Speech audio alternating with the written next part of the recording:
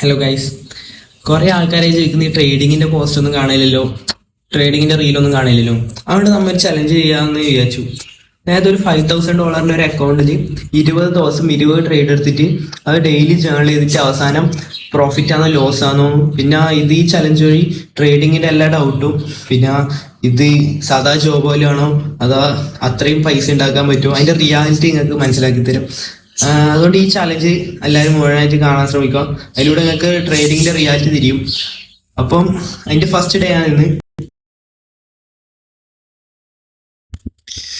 ഇന്ന് market analyse ചെയ്യുമ്പം നല്ല ട്രേഡ് കിട്ടിയത് USD JPY എന്ന പേരിലാണ്.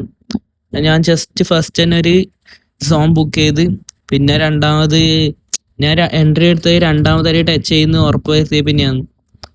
അങ്ങനെ ഇന്നത്തെ ട്രേഡ് പ്രോഫിറ്റ് അടിച്ച് ഇന്നൊരു $75 പ്രോഫിറ്റ് അടിച്ചിട്ടുണ്ട്. ബാക്കി ഡേ 2 കാണാം.